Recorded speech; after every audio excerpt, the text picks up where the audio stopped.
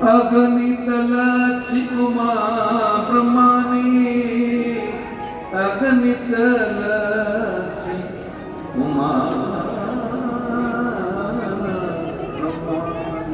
जिनके अंश थे अगणित उमा ब्रह्माणी और लक्ष्मी का प्रागट्य होता है। वो जानकी जी पास वाम भाग में खड़ी। अब देखिए जैसे ही भगवान सामने खड़े हैं सियादू सही तो मनोजी दंड की बाती चरणों में गिरी और सतरूपा जी ने वर्णन किया। हमारे सनातन धर्म में तो भगवान से ऊपर कोई भी नहीं है और हर जीव का एक ही लक्ष्य होता है परमात्मा को पाना। तो शत्रुपा जी का यही लक्ष्य था, तब तो पति के संग आए पर सामने भगवान खड़े। मनोजी ने दंडवत प्रणाम किया और शत्रुपा जी ने केवल वंदन किया। मतलब क्या? मतलब सीधा है, नारी को अपने पति के अलावा अन्य किसी पुरुष के चरणों को छूना नहीं चाहिए। पुण्य नहीं पाप होता है, चाहे सामने ब्रह्म भी क्यों न हो। और माताओं को कभी दंडवत नहीं करना चाहिए, ज्यादा हो झुक के प्रणाम। दंडवत कभी नहीं करना। दंडवत पुरुषों को करना चाहिए, वो तो करते नहीं। महाराज राम राम जय श्री राम। और जिनको नहीं करना चाहिए वो करती है, ये उल्टा। पर मनोजी ने दंडवत किया और खड़े हुए तो टकटकी लगाए, प्रभु के स्वरूप को निहारा। भगवान ने मनोजी से कहा, राजन बोलो हम आपको क्या दें, क्या इच्छा है आपकी, जो भी इच्छा हो वह मांगो। मनोजी ने कहा, भगवान हमने आपके दर्शन का भाव रखा, आपने दर्शन दे दिए, अब क्या मांगना। भगवान ने कहा कि आपके तप का फल मेरा दर्शन, और दर्शन का फल कुछ और है, वो मांगो। तो मनोजी कहने लगे मांग लो, आप तो सब जानते हैं मेरे हृदय में क्या। भगवान ने कहा हम आपके मुख से सुनना चाहते। तो मनु कहने लगे, दानी शिरोमणि कृपा निधि नाथ कहूं सतभाव, चाहूं तुम्हीं समान सुत प्रभु सन कवन दुरा। हे दानी शिरोमणि, हे कृपा निधि, मैं कुछ नहीं आपके जैसा पुत्र चाहता हूं। दोहा नंबर 149 के लिए 149वां दोहा ध्यान रखिएगा। चाहूं तुम्हीं समान सुख प्रभु सन कवन दुरा। आपके जैसा बेटा, देखिए सीधा नहीं, आपके जैसा बेटा देखी प्रीति सुनी वचन मोले, अरे एवं तु कृपा निधि मोले। जय सिया राम जय जय सिया राम।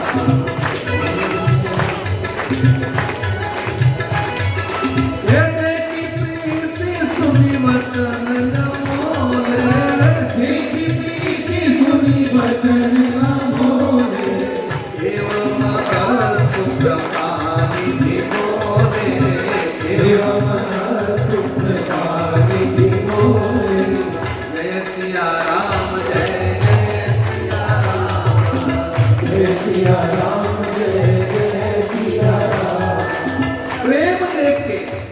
मनोजी ने कहा, राजन तथास्तु। अब तथास्तु तो कह दिया, फिर कहा राजन क्या मांगा। मनोजी ने कहा आपके जैसा बेटा। तो भगवान कहने लगी, आपन सरिस खोजो जाए, आप सरिस खोजो जाए, अरे आपन सरिस खोजो जाए, आप सरिस खोजो जाए।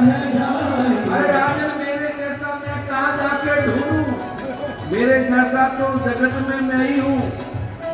तो मनु जी ने कहा फिर मेरे आप जैसा बेटा नहीं होगा। भगवान ने कहा मैंने ये कब कहा कि नहीं होगा, तो आप कह रहे हो कि मेरे जैसा कोई नहीं है।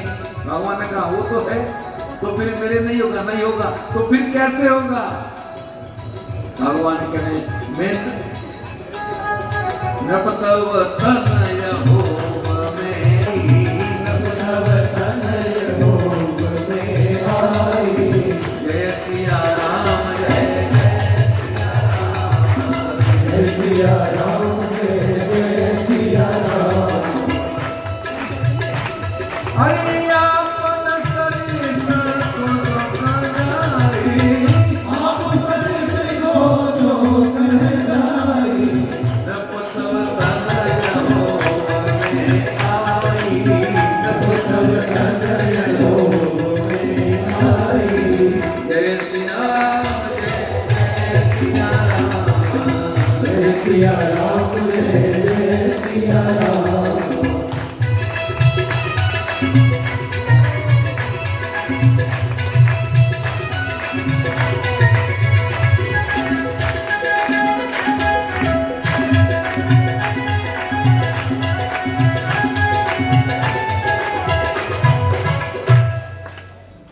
मेरे जैसा मैं कहां ढूंढूं, मैं ही तुम्हारा पुत्र हूं। मनु जी नाचने लगी, आप मेरे बेटा बनेंगे। भगवान ने कहा हम आपके पुत्र बनेंगे। शत्रुपा जी के सामने देखा, अगर आप मेरे पुत्र बने तो एक और, हाँ बोलो, अब जीवन का अंतिम समय चल रहा है। भगवान ने कहा तो आप तो अगले जन्म में बेटा बनेंगे, क्यों अब तो कोई मतलब नहीं, जीवन विराम हो रहा है। भगवान ने कहा तो अगले जन्म में आप मेरे पुत्र बने तो पत्नी यही होनी चाहिए। एकदम दाम्पत्य जीवन है। मानती मैं आपको सत्य मेरे जीवन की घटना बताता हूँ। मैं पूरी कथा गाने गया कई वर्षों पहले की बात। आते समय सोचा काशी रुक जाता हूँ, 7 पक्ष था तो मैंने कहा स्नान कर लेते, तर्पण करके चले। तो मैं काशी रुकने के लिए विचार बनाया, तो मेरे साथ कई भक्त चले हुए थे। उन्होंने कहा महाराज हम भी रुकेंगे। मैंने कहा तो रुक जाओ। तो करीब 15 दंपति मेरे साथ रुके। रात्रि में उतरे और सुबह हम सब गंगा स्नान के लिए गए दशाश्वमेध घाट पे। ये सत्य घटना कह रहा हूँ, कैसा दाम्पत्य है वो मैंने देखा आंखों से। दशाश्वमेध घाट पे गए, सबने स्नान किया। तो मैंने कहा भाई ये काशी है, यहाँ सतयुग त्रेता द्वापर में मन इच्छित जन्म लेने के लिए करोत खाते थे, यानी कटते थे। पर कलिकाल में ऐसा कुछ नहीं है।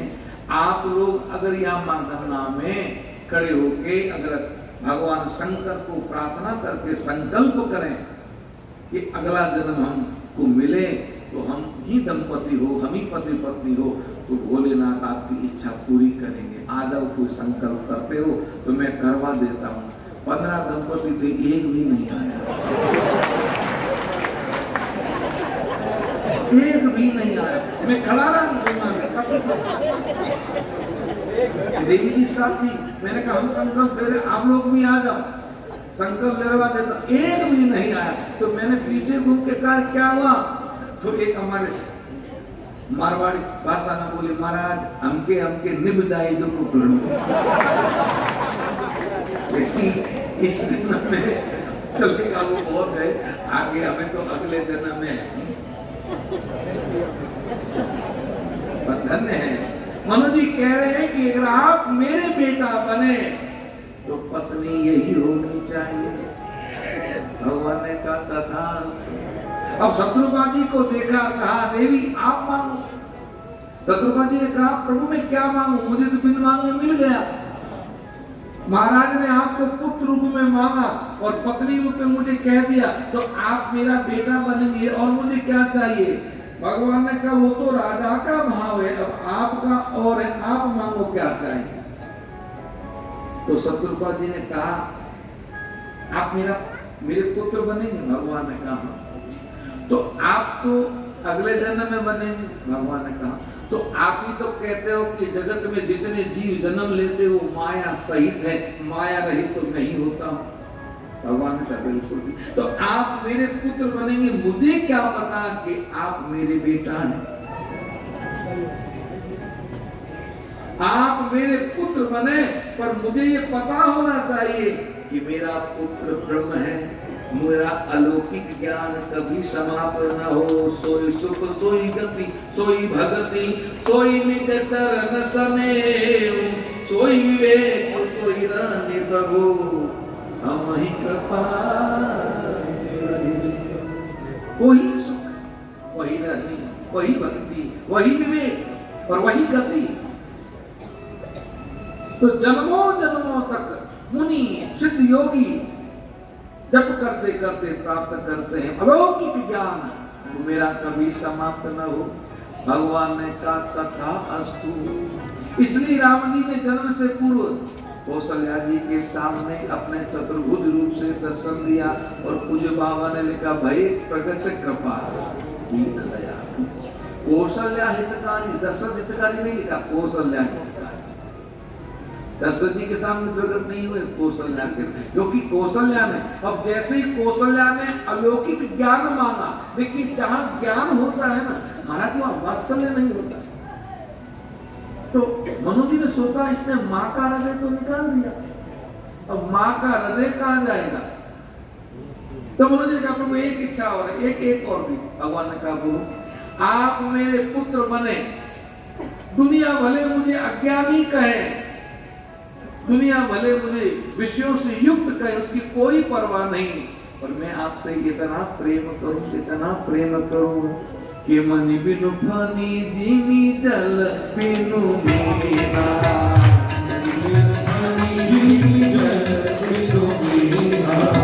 मम जीवन वही कहेगा,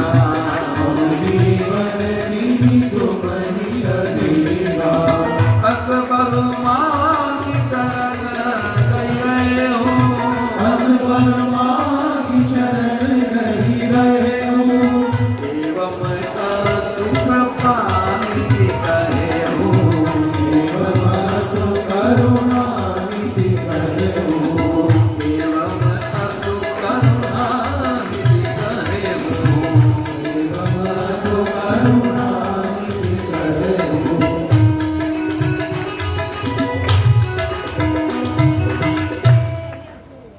मणि बिनु फनी जीवी जल बिनु मीना, जैसे बिना मणि सर्प और बिना जल मछली,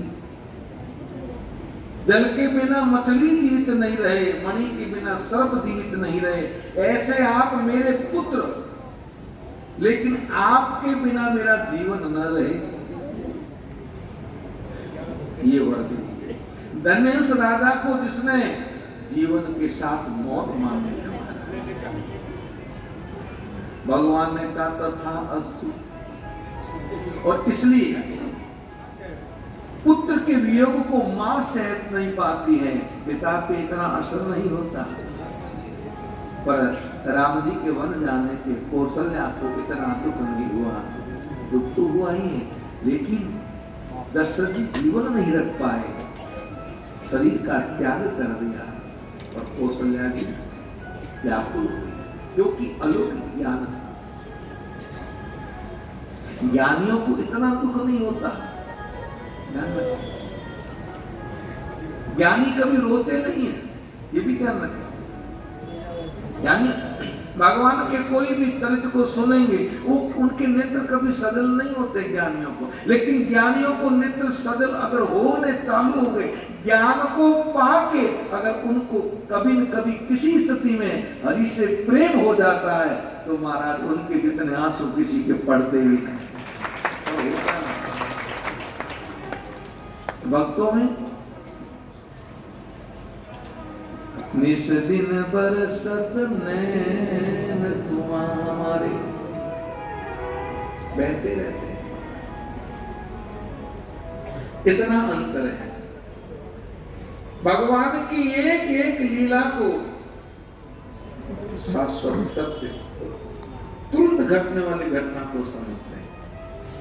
तभी तो गोस्वामी जी रामचरितमानस लिखते समय जो पंक्ति लिखी, तापस वेश विशेष उदासी 14 बरस राम वनवासी, इस पंक्ति को लिख के अपनी कलम को तोड़ दिया और 3 दिन तक अपनी कुटिया में रोते रहे महाराज।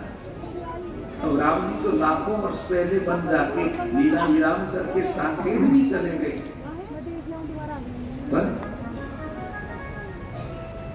उनको तो मैं मेरे प्रभु को वन क्यों दूं? ये भक्तों का भाव है। जो भक्त प्रेम में जीता है और जिसको प्रेम हो जाता है उसकी तरफ को तो हो ही जाता है जो प्रेमी है। बाकी वाले तो लोग हंस के निकल जाते हैं।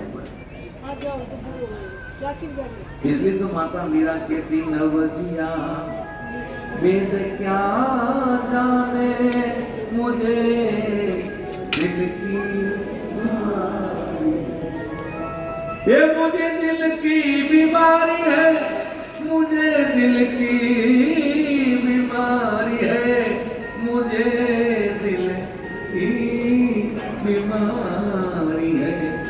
नवजिया वेद क्या जाने मुझे दिल की बीमारी है।